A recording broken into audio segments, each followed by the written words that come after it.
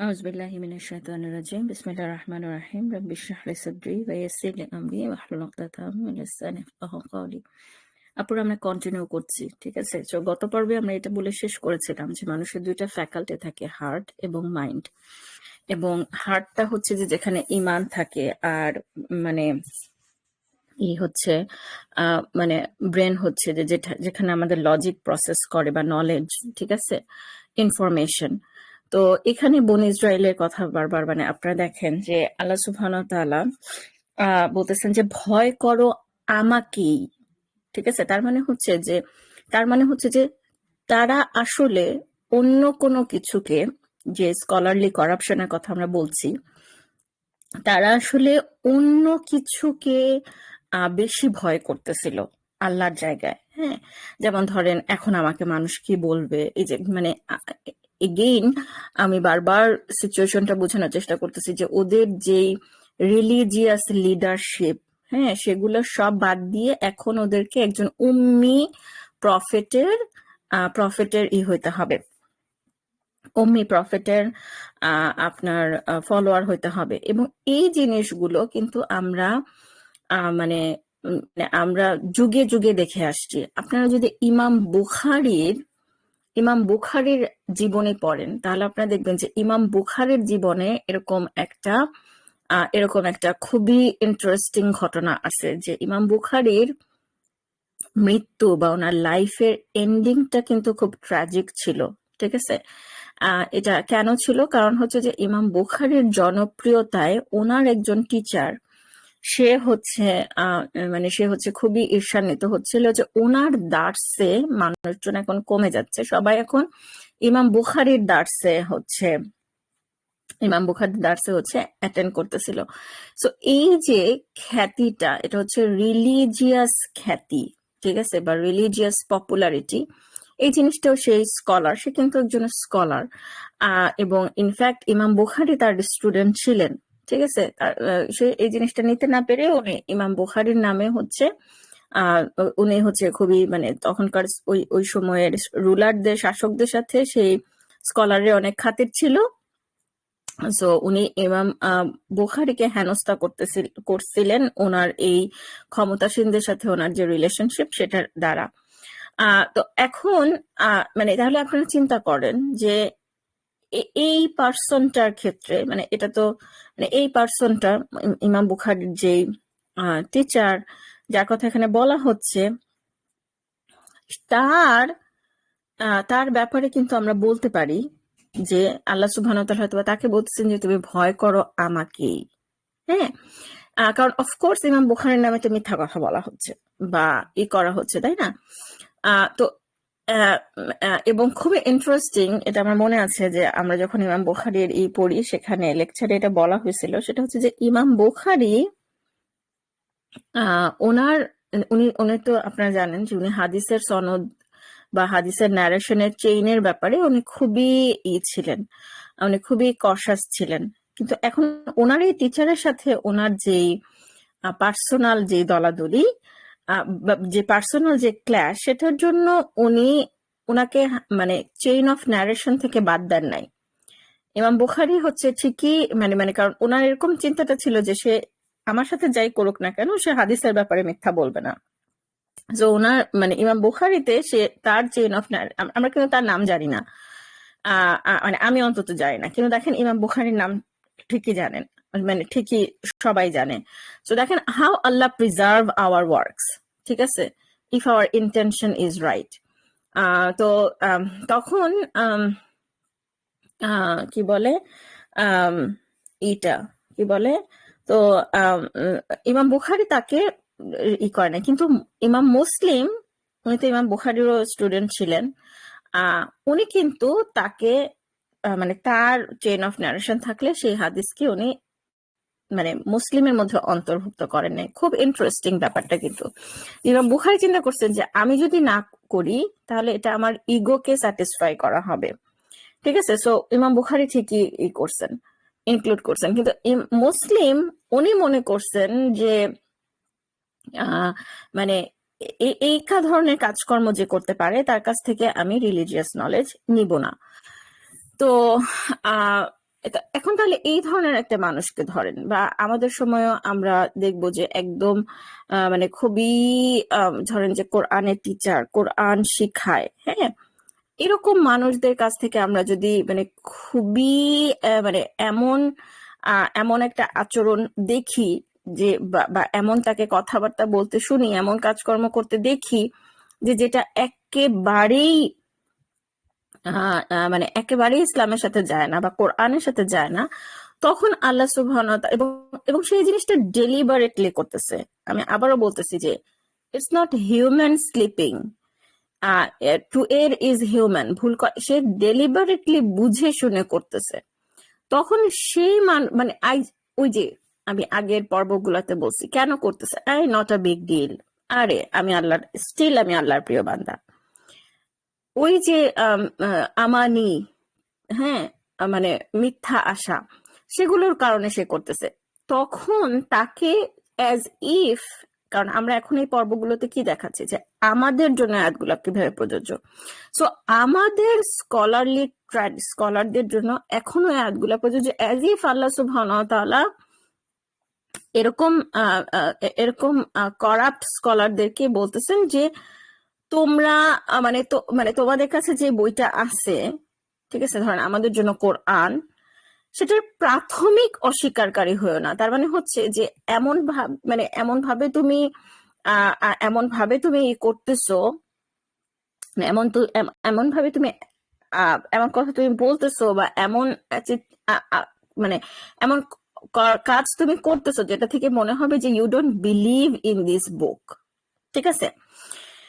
এবং আয়াতের স্বল্প মূল্য দিও না, এই অংশটা আমি জাস্ট এখন এক্সপ্লেন করবো। তারপরে এবং এরপরে আল্লাহ সুবহানাহু ওয়া তাআলা কাইন্ড অফ আমার কাছে মনে হচ্ছে যে আরো স্পেসিফাই করে দিচ্ছেন যে তোমরা এটার প্রাথমিক অস্বীকারী আমরা কিভাবে হইতে পারি, হচ্ছে এই পরের আয়াতটা, তোমরা সত্যকে মিথ্যার সাথে মিশিয়ে দিও না, এবং জানা সত্ত্বেও সত্যকে তোমরা গোপন করো না, ঠিক আছে, জানা সত্ত্বেও সত্যকে তোমরা গোপন করো না।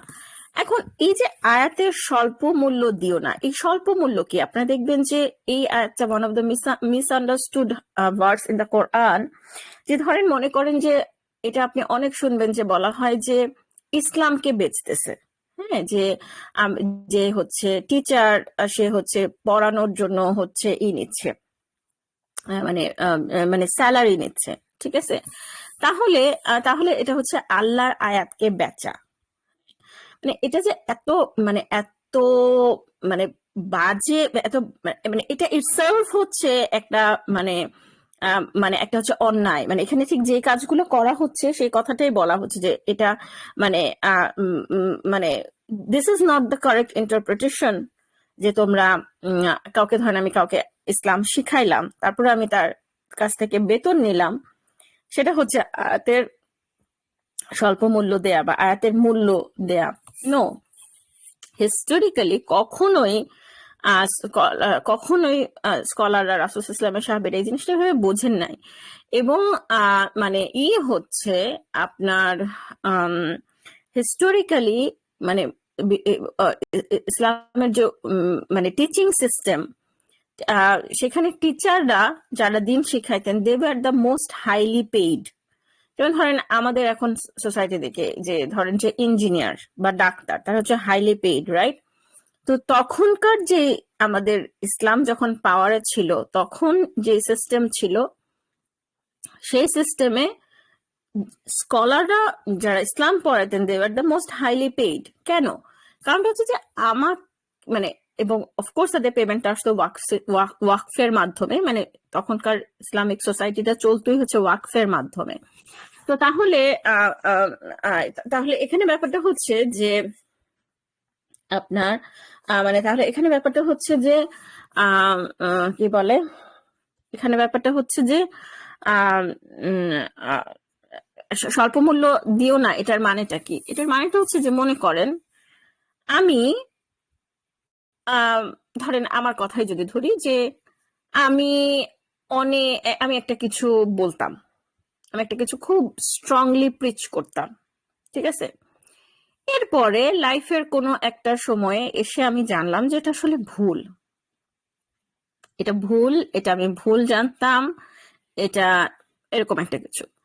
এখন আমি যদি সেটা মানে যেটা রাইট, যেটা সঠিক, এটা হাইপোথেটিক্যাল বলতেছি, যে যেটা ধরেন সঠিক, সেটা যদি আমি এখন জানাই বা আমি যদি এখন সেটা অ্যাকসেপ্ট করি, তাহলে আমার ফলোয়ার্স অনেক কমে যাবে, মানুষ আর আমার লেখা পড়বে না, মানুষ আর আমার কাছে ইসলাম শিখতে আসবে না। সো আল্লাহ মাফ করুক, শিকড় সন্ধানের বইটা আমাকে যে পপুলারিটি দিয়েছে বা আমাকে যে রিকগনিশন দিয়েছে, সেটা it will no longer be there যদি আমি সত্যিটা বলি, অথবা যদি আমি আমার ভুলটা স্বীকার করি। তখন আমি যদি মিথ্যার উপরে আঁকড়ে ধরি, যখন আমি জানি যে আসলে সত্যিটা কি বা একটা কিছু, তখন সেইটা হবে আয়াতের অল্প মূল্য দেয়া।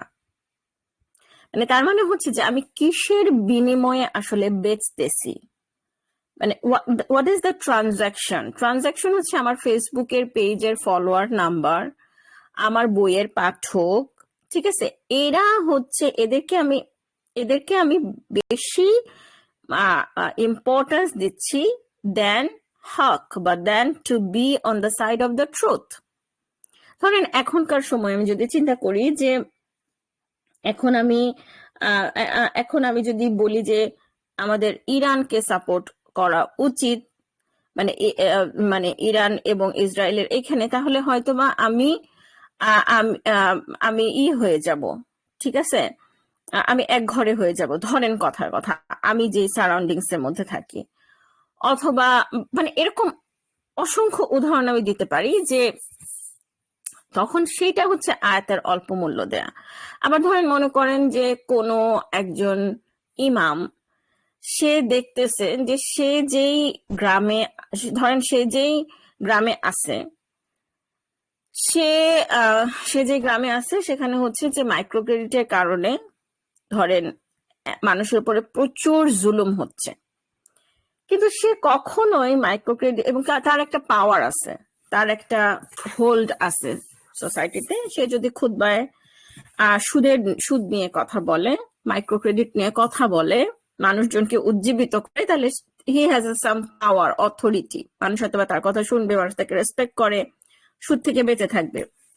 কিন্তু মসজিদের ধরেন যেই হেড বা মসজিদের যে চেয়ারম্যান, কমিটির হেড, সে নিজেই হয়তোবা সুদের ব্যবসা করে, বা অথবা সে নিজেই হয়তোবা এনজিওতে চাকরি করে, বা এনজিওর একটা মানে খুব ইনফ্লুয়েন্সিয়াল পজিশনে আছে। সো সে যদি এখন মাইক্রো ক্রেডিটের এগেনস্টে সে যদি এখন খুতবা দেয়, তাহলে তার চাকরি থাকবে না। হ্যাঁ, অথবা তাকে এসে জিজ্ঞেস করা হলো যে ভাই, এই সুদে এইটা নেয়ার ফতোয়া কি, সুদে এইভাবে লোন নিয়ে বাড়ি করার ফতোয়া কি। কারণ সে জানে যে এইভাবে বাংলাদেশের মাইক্রো ক্রেডিট গুলাতে যেভাবে মানে রক্তচোষার মতন করে সুদি করা হয়, সেটা কমপ্লিটলি হারাম। এটা মানে এটার সাথে কোনো মানে এটা কোনো নাই। হুম, এটার কোনো মানে মানে সে জানার পরে তার মনে হলো যে আমি যদি এটা নিয়ে খুতবা দেই, অথবা আমি যদি এই ফতোয়াটা দেই, তখন আমার চাকরি থাকবে না, আমাকে আমার ফ্যামিলির ভরণ পোষণ করতে হয়, আমাকে আমার ফ্যামিলিকে চালাইতে হয়। তাহলে এবং তাহলে আমার মসজিদ কমিটির যে সে জেনে যাবে যে তখন মানুষজন আর সুদে লোন নিবে না, কারণ হুজুর না করছে, তখন তার ব্যবসা কমে যাবে। এইটা হচ্ছে আয়াতের অল্প মূল্য দেয়া, যে সে প্রায় মানে হকের জায়গায়, সত্যির জায়গায় সে প্রায়োরিটি দিচ্ছে তার নিজের চাকরিকে, এবং এবং সে মনে করতেছে যে সে যদি চাকরিটা হারায়, এই মাদ্রাসার চাকরি, মক্তবের চাকরি, হোয়াটএভার, তাহলে তার ছেলে মেয়ে সবাই না খেয়ে থাকবে। তখন মানে মানে তখন ব্যাপারটা হবে হচ্ছে যে আয়াতের অল্প মূল্য দেয়া। হ্যাঁ, এটা গেল। এবং এবং এই যে জিনিসগুলো, যে সত্যকে মিথ্যার সাথে মিশন, এবং জানা সত্যকে তোমরা গোপন করো না। এখন এই যে স্কলারলি ট্র্যাডিশন বা স্কলারলি করাপশন, এই জিনিসগুলো কখন হয়, ঠিক আছে, আজকে আমি কিছু অপ্রিয় উদাহরণ আপনাদেরকে একটু দিতে চাই, ঠিক আছে? যেমন ধরেন, মানে আমি যদি একদম স্পেসিফিক ভাবে উদাহরণ দিই, যে তোমরা সত্যকে মিথ্যার সাথে মিশিও না, জানা সত্য সত্যকে গোপন করো না, এই জিনিসগুলো আসলে কখন হয়, মানে কখন আসলে আমি এগুলো করে আমি স্টিল পপুলার থাকতে পারি, অথবা এগুলো করে কখন আমি সোসাইটির মধ্যে পপুলারিটি গেইন করতে পারি। এখানে আমি একটা কথা বলি যে one eyed person is is in the jungle of is the king in the jungle of blinds। মানে হচ্ছে যে আপনি যদি অন্ধদের মধ্যে থাকেন, তাহলে আপনার যদি নিজের একটা চোখ থাকে, তাহলে ওরা আপনাকে কিং বানাবে, যে আমাদের তো দুইটা চোখই নাই, ওর তো একটা চোখ আছে। The one-eyed person and one-eyed person will be the king among the jungle of blinds। So এই এবং তাহলে আমি যদি চাই যে আমার রাজত্ব চলুক, তাহলে কিন্তু আমি চাবো যে আমার মানুষেরা ব্লাইন্ডই থাকুক, ঠিক আছে? এখন মানুষকে ব্লাইন্ড রাখার উপায়টা কি? মানুষকে ব্লাইন্ড রাখার উপায়টা হচ্ছে, যেটা আমি আগের পর্বে অনেক মানে বিভিন্ন উদাহরণ দিয়ে বলছি, যে মানুষকে ঘটনাটা না জানানো, বা মানুষকে একটা জিনিস ডিটেলস না বলা, যে এই জিনিসটা কেন হচ্ছে, এই জিনিসটা কেন হচ্ছে না, হ্যাঁ, বা আমার মতই রাইট, এটা চাপায় দেয়া, বা দেয়ার আর আদার ডিফারেন্স অফ ওপিনিয়ন। যেমন আমি সওয়ালে রোজার বলছি যে কেন আসলে এইখানে স্কলারদের মধ্যে ডিফারেন্স অফ ওপিনিয়ন হচ্ছে, সেটা মানুষকে বলেন। ডিফারেন্স অফ ওপিনিয়ন যে আছে, এইটা মানুষকে বলেন, এবং তারপরে মানুষকে বলেন যে আপনি আল্লাহকে ভয় করে আপনার সিচুয়েশন অনুযায়ী আপনি একটা ডিসিশন নেন। মানুষকে এই লিবার্টিটা দেন আল্লাহর ওয়াস্তে, এটা আমি সবসময় বলি। এবং আমি সবসময়, আল্লাহ নোজ দ্য বেস্ট, যে আমার চারপাশের মানুষদেরকে আমি সবসময় নলেজের ব্যাপারে এম্পাওয়ার করতে চাই। আমি কখনোই বলি না যে না তোমরা এটা বুঝবা না, না তোমরা এটা হবে না, এটার ঘটনাটা হচ্ছে বিকজ আই সেড সো। এটা আমি কখনো করার চেষ্টা, মানে কারণ আমি নিজে এটার জন্য অনেক স্ট্রাগল করছি, অনেক সাফার করছি। একটা সময়ে আমাকে ব্লাইন্ডলি মিসগাইড করা হয়েছে, ঠিক আছে? তখন আমি ব্লাইন্ডলি কিছু মানুষকে ফলো করতাম। আজ কিন্তু আমি কখনো মানে এবং এই জন্য আমি একটা লেখাও লিখছি যে মানে ওই যে সহমত কালচার, সতর্কীকরণ কালচার ফেলে আসা আমি কিছু অকপট স্বীকারোক্তি। ওইখানে আমি লিখছি যে স্কলারদের মানে মানে যে অ্যাকাউন্টেবিলিটির কথা আমি বারবার বলতেছিলাম, যে অফকোর্স স্কলারদেরকে আমরা প্রচন্ড রেসপেক্ট করব, কিন্তু আমরা তাদেরকে আইডিয়ালাইজ করব না, যে অমুক শেখ বলছেন আর তার মানে হচ্ছে যে সে ভুলের ঊর্ধ্বে।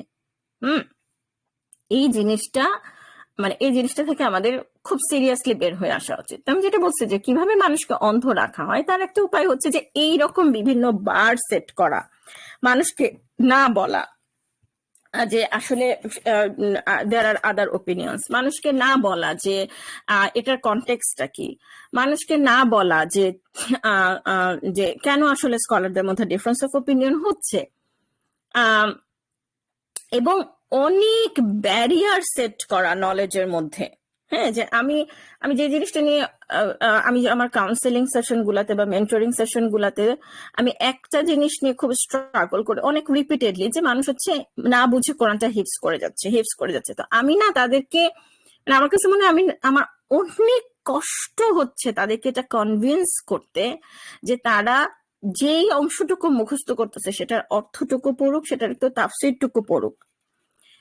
এখন কেন তাদেরকে আমার কনভিন্স করতে এত কষ্ট হচ্ছে? কারণ তাদের আশেপাশে কেউ এই কাজটা করতেছে না, এক নাম্বার। দ্বিতীয় হচ্ছে যে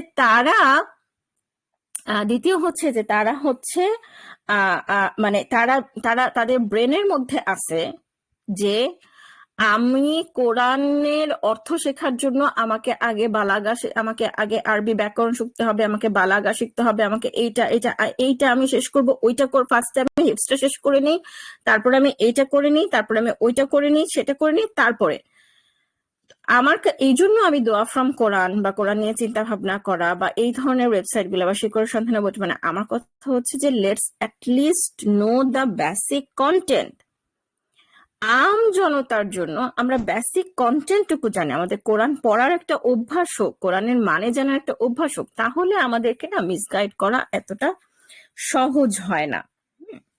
তো এখন আমি কিছু একটু উদাহরণ দিতে চাই, ঠিক আছে? যেমন ধরেন আমাকে আচ্ছা, আমি যেমন একটা হচ্ছে যে মানে নন মুসলিম কান্ট্রিতে বসবাস করার ব্যাপারটা। তো আমাকে যেমন সেদিন আমার এখানে এক হালাম্মা উনি একটা ভিডিও ক্লিপ পাঠাইছেন, যে ভিডিও ক্লিপটা আমি আগেও দেখছি, সেটা হচ্ছে যে মানে সেখানে বক্তা বলতেছেন যে মানে যে হচ্ছে এই নন মুসলিম ওয়েস্টের এই কান্ট্রি গুলাতে মারা যাবে সে ডিরেক্ট জাহান্নামে যাবে, ঠিক আছে? এবং সে বলতেছে যে আপনি আল্লাহর একটা বিধানকে আপনি ডাইপার পরায়ে মানে পায়ে মারা দিয়ে আপনি করলেন এবং আপনার লাইফে এটার কোনো ইম্প্যাক্ট পড়বে না, সেটা হবে না। হুম, এই ধরনের কথাবার্তা। তো অবভিয়াসলি আমার এই আন্টি উনি এখানে খুবই ভয় পেয়ে গেছেন এই কথাটা শুনে, যে ডিরেক্ট জাহান্নামে করা হলো। তো এখন মানে এই যে একটা কথা যে যারা এই দেশে মারা যাবে আল্লাহ সুবহানাহু ওয়া তাআলা তাদেরকে ডিরেক্ট জাহান্নামে ফেলবেন, এটা তো একটা খুবই ভয়ঙ্কর একটা কথা, তাই না? আল্লাহ সুবহানাহু ওয়া তাআলা এখানে যারা মারা যাচ্ছে তাদেরকে জাহান্নামে ফেলবেন। এখন এটার আসলে রেফারেন্সটা কি? এখন ওইটা মানে সমস্যা হচ্ছে যে ওটা একটা কাট কপিওয়ালা ছিল, তো আমি ওটার ফুল লেকচারটার লিঙ্ক খুঁজে পাচ্ছিলাম না, কিন্তু বক্তাকে আমি চিনি, ব্যক্তিগতভাবে আমি চিনি। সেজন্য আমি মানে এখন আমার যেহেতু অনেকদিন ধরে এই সব বিষয় নিয়ে মোটামুটি পড়াশোনা বা একটু ঘাটাঘাটি আছে, সো আমি তখন বুঝতে পারতেছিলাম যে এখানে ধারণা করতেছি, এবং এটাই সাধারণত হয়ে থাকে, যে এখানে হচ্ছে সূরা নিসার 97 নাম্বার আয়াতটা, ঠিক আছে? আমি একটু বের করে রেখেছিলাম। হ্যাঁ, সূরা নিসার 97 নাম্বার আয়াতটার কথা বলা হচ্ছে, ঠিক আছে? সো এখন আমি মানে এই যে মানে আমি যদি মানে আল্লাহ মাফ করুক, I am not a scholar in any way, in any shape of form, I am not a scholar. কিন্তু মানে আমি ধরেন বইয়ের লেখিকা হিসেবে আমার যদি কিছু গ্রহণযোগ্যতা থেকে থাকে, তাহলে আমি যদি আমার নিজেকে এই জায়গায় ফেলি এই আয়াতগুলোর কনটেক্সটে, তাহলে এখানে কি হবে যে সত্য গোপন করা কি? ধরেন আমি জানি যে নন মুসলিম দেশে থাকা হচ্ছে হারাম, ধরেন আমি জানি দ্যাট ইজ দ্য ট্রুথ, কিন্তু আমি এটা বলবো না, আমি বাইপাস করব, আমি নানান এই কথা বলবো, সাইড ট্র্যাক করবো, ওই কথা বলবো, সত্যর সাথে মিথ্যাকে আমি মিশাবো এবং সত্যকে গোপন করব। কেন? সো দ্যাট মানুষ আমাকে প্রশ্নবিদ্ধ করবে যে তাহলে তুমি নিজেই কেন ইউএসএতে থাকো, ঠিক আছে? তুমি নিজেই কেন ইউএসএতে থাকো, এই কথা বলে আমাকে প্রশ্নবিদ্ধ করবে। তাহলে I will fall under this verse, যে ভার্সের কথা বলতেছি, যে ভার্স নিয়ে আলোচনা করতেছি, সূরা বাকারা। এখন আমি সূরা নিসার এই আয়াতটা একটু বলি, যে দেখেন এটা হচ্ছে যারা নিজেদের অনিষ্ট করে, ফেরেশতারা তাদের প্রাণ হরণ করার সময় ফেরেশতারা বলে যে তোমরা কি অবস্থায় ছিলা? সো তখন তারা হচ্ছে এই ভূখণ্ডে আমরা অসহায় ছিলাম। মানে তারা নিজেদের উপরে জুলুম করা অবস্থায় তাদের প্রাণ হরণ করা হচ্ছে, আমরা অসহায় ছিলাম। তখন ফেরেশতারা বলে আল্লাহর পৃথিবী কি প্রশস্ত ছিল না যে তোমরা দেশ ত্যাগ করে সেখানে চলে যেতে? অতএব এদের বাসস্থান হচ্ছে জাহান্নাম, এবং এটা অত্যন্ত মন্দ স্থান। তারপর আল্লাহ সুবহানাহু ওয়া তাআলা বলছেন যে বাট দেয়ার আর এক্সেপশনস, তাদেরকে আল্লাহ, যারা নারী এবং শিশু যারা অসহায় তাদের উপর, এবং আল্লাহ উইল করবে। তারপরে হচ্ছে যে যখন একটা মানুষ মাইগ্রেট করতে চায় দিনের জন্য, তখন তার অফকোর্স অনেক কিছু ফেলে আসতে হয়, অনেক কিছু চিন্তা করতে হয়। তো তখন আল্লাহ সুবহানাহু ওয়া তাআলা বলতেছেন যে মানে ঠিক আছে, মানে সে মানে তার ফাইনাল এন্ডটা ভালো হবে, ঠিক আছে? কারণ এই ধরনের নানান ভয় থেকেই তো মানুষ আসলে করতে চায় না। তার ফাইনাল এন্ডটা ভালো হবে এবং এটা রাইট। এখন এখানে দেখেন যে আমি তার আগে আমি এই অ্যাডটা নিয়ে আমি ডিটেলস নেক্সট পর্বে কথা বলবো ইনশাল্লাহ। কিন্তু আমরা একটু মানে অ্যারাবিকটা দেখি। হ্যাঁ, আমার যে কোনো একটা আয়াত নিয়ে অধ্যয়ন করার কিছু উপায় আছে। ফার্স্টে আমি অ্যারাবিকটা দেখি, ঠিক আছে? এই যে মানে জলি জলিমি জলিমি জলিমি আনফুসিহিম, মানে জুলুম সে অবস্থায় ছিল, ঠিক আছে? আচ্ছা, সো তারপরে আদ, এই মানে এই জায়গায় ওই জায়গায়, ঠিক আছে? আচ্ছা, সো অ্যারাবিকটা ইজ মোটামুটি মানে মানে অর্থ থেকে খুব যে ডিফারেন্ট এটা না, মানে অ্যারাবিকটা মোটামুটি ভালোই মানে ট্রান্সলেশন এখানে ঠিকঠাক মতন করা হয়েছে। তো এখন কথা হচ্ছে যে এই আয়াত থেকে কি আমরা বুঝতে পারি যে যারা নন মুসলিম কান্ট্রিতে মারা যাচ্ছে তাদের বাসস্থান হচ্ছে জাহান্নাম? Can we infer this conclusion? That's my question. So ইনশাল্লাহ আমি আগামী পর্বে, এখন যেহেতু এটা অনেক লম্বা হয়ে গেছে, সো আগামী পর্বে আমি এগুলো নিয়ে ডিটেলস কথা বলবো। এই অংশটা নিয়ে জাযাকুমুল্লাহ খায়রান শোনার জন্য। আসসালামু আলাইকুম রহমতুল্লাহি বারাকাতুহু।